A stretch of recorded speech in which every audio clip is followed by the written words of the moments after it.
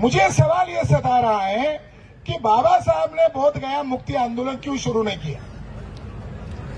हम लोग महाबोधि का आंदोलन तो कर रहे हैं, मगर बाबा साहब अंबेडकर को ये सूझा क्यों नहीं कि महाबोधि के लिए कोई आंदोलन करना चाहिए। बाबा साहब अंबेडकर ने अशोक विजयादशमी के दिन बुद्ध धर्म की दीक्षा दी, मगर ओबीसी लोगों को ये आज के तारीख में 25 दिसंबर 1954 में कहा, यहाँ के महाराष्ट्र के लोग जिस पांडुरंग को अपना भगवान मानते हैं और उसके लिए वो यात्रा करते हैं, और सारे महाराष्ट्र के लोग, ब्राह्मणेतर लोग, मराठा लोग, कुर्मी लोग, माली लोग, अछूत लोग, सारे लोग पंढरपुर को जाते हैं। ये पंढरपुर का पांडुरंग कोई और नहीं है बल्कि भगवान बुद्ध ही है। बाबा साहब अंबेडकर ने यहाँ पर इस जगह से इस रहस्य उद्घाटन किया कि पांडुरंग का नाम कहाँ से आया।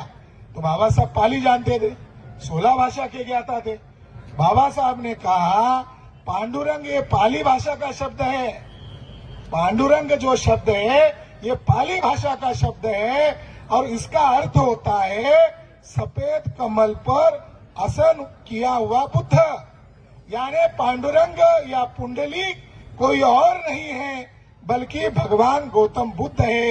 ये उन्होंने यहाँ से घोषित किया, और जिस जोशी ने उनको टॉर्चरिंग किया था, उन जोशी के जमात को उन्होंने चुनौती देकर कहा कि जल्द ही मैं यहाँ पुणे में महाराष्ट्र इतिहास संशोधक मंडल है, उनके बीच में एक शोध निबंध पेश करने वाला हूँ, और उसका आशय ही यही रहेगा कि ये पहले बौद्ध विहार था और बाद में इसके ऊपर उन्होंने कब्जा किया है।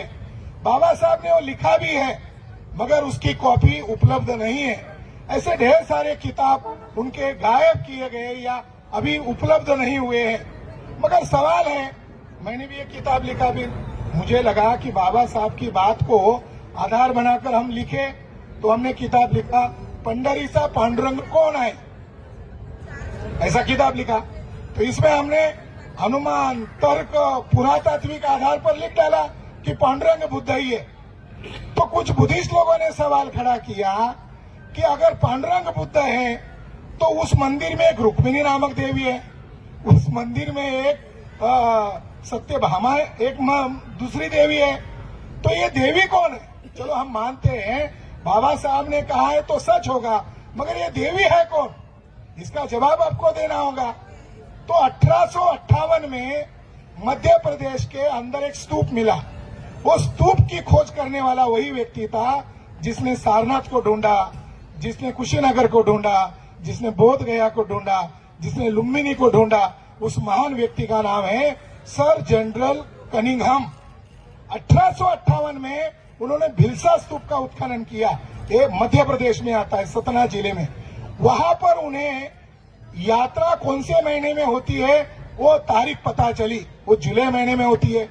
तो उन्होंने कहा कि ये स्तूप के पास में तथाकथित हिंदू लोग यात्रा के नाम पर, मेले के नाम पर इकट्ठा होते हैं।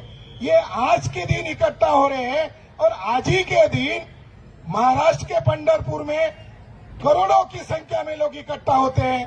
तो उन्होंने पहला रहस्य उद्घाटन किया कि महाराष्ट्र में जो पांडुरंग की याद में जो यात्रा होती है वो आषाढ़ी एकादशी में होती है, और आषाढ़ी एकादशी जो होती है ये वर्षवास के 3 दिन पहले आता है।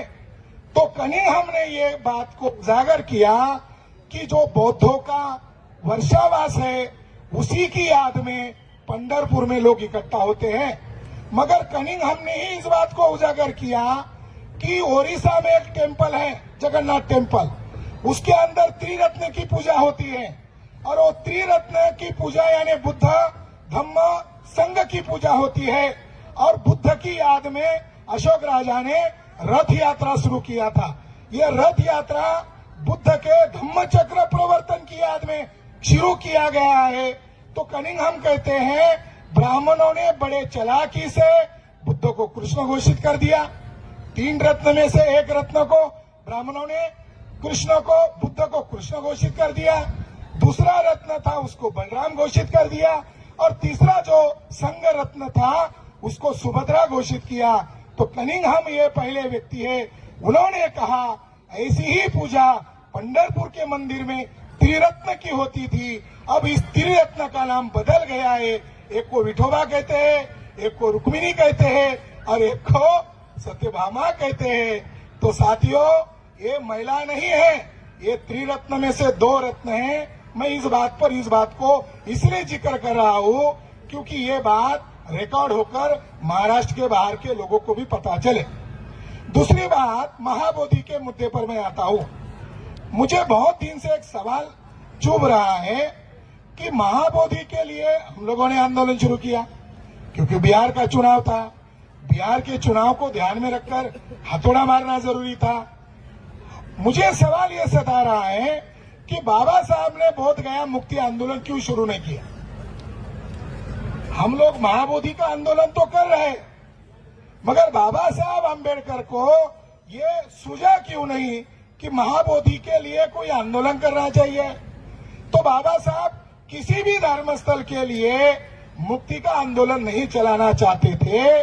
वो क्या करना चाहते थे? वो ये करना चाहते थे जो उन्होंने काठमांडू में 20 नवंबर 1956 में जाकर कहा और तमाम बौद्ध राष्ट्र के प्रतिनिधियों के सामने कहा कि मुझे केवल 2 साल चाहिए, मैं भारत को बौद्ध में लेकर ही मरूंगा। तो बाबा साहब अम्बेडकर का दृष्टिकोण अलग है। बाबा साहब अम्बेडकर 14 अक्टूबर को नागपुर में किया, 16 दिसंबर को मुंबई करने वाले थे, 30 दिसंबर को उत्तर प्रदेश के जौनपुर करने वाले थे और बाबा साहब अम्बेडकर के नए 4 सेंटर थे। महाराष्ट्र में मुंबई, महाराष्ट्र में दूसरा सेंटर नागपुर, तीसरा सेंटर साउथ इंडिया में मद्रास और चौथा सेंटर दिल्ली। यहाँ वो बड़े बड़े विहार बनाना चाहते थे, दिल्ली में जगह लेकर रखी। बेंगलोर में मद्रास के राजा ने 5 एकड़ जगह दी, बाबा साहब मॉनेस्ट्री बनाना चाहते हैं। तो साथियों, बोध गया मुक्ति का आंदोलन महाराष्ट्र के बलबूते पर होने वाला नहीं है। मैं कोई आपको हताश और निराश करने के लिए बोल नहीं रहा हूं। जब तक बिहार के लोग, शेड्यूल कास्ट के लोग, बैकवर्ड कास्ट के लोगों के अंदर इस बात का एहसास नहीं कराया जाएगा कि आप जिस धर्म में जी रहे हो, ये आप उस धर्म को जिंदा कर रहे हो जिन्होंने आपको अछूत बनाया, जिन्होंने आपको शूद्र बनाया, उस धर्म को लात मारो, ये आपकी बस की बात है। सुप्रीम कोर्ट में हम गए हैं, सुप्रीम कोर्ट में हमने याचिका डाली है, वो कब फैसला देंगे? वो तो कोई जल्दी फैसला देने वाले है नहीं। मगर नॉर्थ इंडिया में बौद्ध धर्म के आंदोलन को पुनर्जीवित करना होगा और पुनर्जीवित किए बगैर बौद्धों के धरोहर से आप कब्जा नहीं हटा सकते हो। बिहार सरकार की अंडरस्टैंडिंग ये है कि महाराष्ट्र के चंद लोग कुछ महीने के लिए, कुछ दिन के लिए बिहार आते हैं, भाषण करते हैं, लोगों को उत्तेजित करते हैं और चले जाते हैं। ये बात वो सुप्रीम कोर्ट में कह रहे हैं। ये कह रहे हैं कि महाराष्ट्र के लोगों की डिमांड है, बिहार के लोगों की डिमांड नहीं है। बिहार के लोगों की डिमांड कराने के लिए महाराष्ट्र से अम्बेडकरवादी लोगों को बौद्ध भिक्खु नहीं बन पा रहे हो, तो बौद्ध प्रचारक बन के नॉर्थ इंडिया में बुद्ध धर्म स्वीकार करने के अभियान का हिस्सा बनना होगा, जो हमारे बस की बात है। बहुजन समाज की हर खबर पाने के लिए चैनल को सब्सक्राइब करें, लाइक करें, शेयर करें। नेशनल चौपाल को बचाने के लिए ज्वाइन बटन क्लिक करके चैनल की सदस्यता लें और चैनल को आर्थिक मदद करें।